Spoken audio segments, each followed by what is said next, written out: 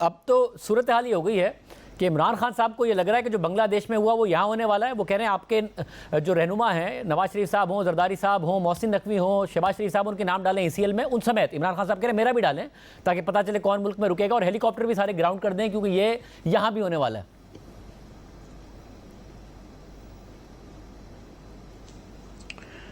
کوئی بات نہیں, وہ اپنی خاطر جمع رکھیں, انشاءاللہ تعالی وہ بھی یہی ہیں اور ہم بھی یہی ہیں. جو بھی حالات ہوں گے تو وہ یہ مت سمجھیں کہ جو ہے وہ جس طرح سے وہ بات کر رہے ہیں. انشاءاللہ تعالی اگر کوئی ایسا وقت آیا بھی تو کوئی ایسی بات نہیں ہے. یہ مقابلہ کریں گے اس فتنے کا, اس فساد کا جو ہے وہ پوری جرت کے ساتھ اور پوری طاقت کے ساتھ مقابلہ کریں گے. باقی جو ہے وہ ٹھیک ہے, وہ ایک دن وہ مجیب الرحمان کو ہیرو کہہ رہا تھا, آج جو ہے وہ میرا خیال ہے اس کی نظر میں وہ زیرو ہو گیا اور کوئی اور جو ہے وہ ہیرو بن گیا ہے. تو یہ اس قسم کے خواب دیکھنے کے اوپر پابندی تو نہیں ہے, وہ اس قسم کے خواب دیکھ سکتا ہے. مگر ظاہر ہے وہ جب بنگلہ دیش کی بات کر رہے ہیں تو پیغام وہ فوج کو دے رہے ہیں, وہاں کے فوج کے کردار کی بات کر رہے ہیں, اور ظاہر ہے اس طرف اشارہ کر رہے ہیں کہ آپ نیوٹرل ہو جائیں, اور بار بار مطالبہ کر رہے ہیں.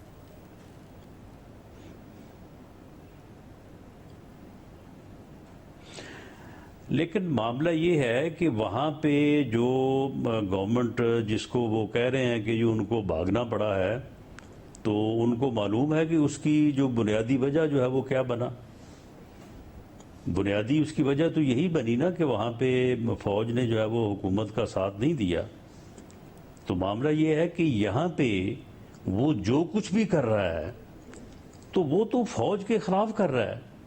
فوج کے ادارے کے اوپر وہ حملہ آور ہوا ہے, فوج کے ادارے کے اوپر جا کے اس نے جو ہے وہ ان کی انسٹالیشنز کے اوپر حملہ کیا ہے, شہداء پہ حملہ کیا ہے. تو یہ اس کو جو ہے وہ یہ سمجھ اگر نہیں آئی تو اسے آ جائے گی آگے جا کے. تو رانا صاحب آپ کہہ رہے ہیں ادارے آپ کے اسی طرح کے جو ہے وہ خیالات میں گم ہو کے اس نے 9 مئی کیا تھا, اور اب مجھے لگتا ہے کہ وہ دوبارہ کسی ایسے ہی حادثے کا موجب بنے گا, اور اس کے بعد میرا خیال ہے کہ پھر جو اسے لینینسی جو ہے وہ 9 مئی کے بعد ملی ہے وہ انشاءاللہ تعالی اس دفعہ نہیں ملے گی. آپ کو اعتماد ہے کہ ادارے آپ کے ساتھ کھڑے رہیں گے؟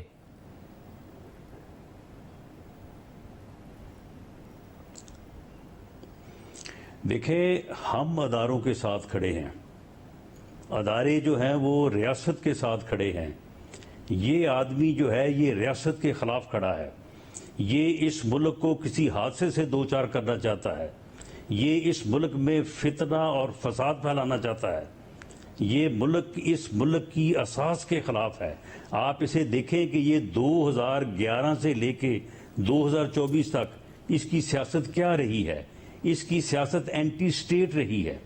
اس نے ہمیشہ وہ قدم اٹھایا ہے کہ جس سے اس ملک کو جو ہے وہ نقصان پہنچے, اس ملک کے اداروں کو نقصان پہنچے.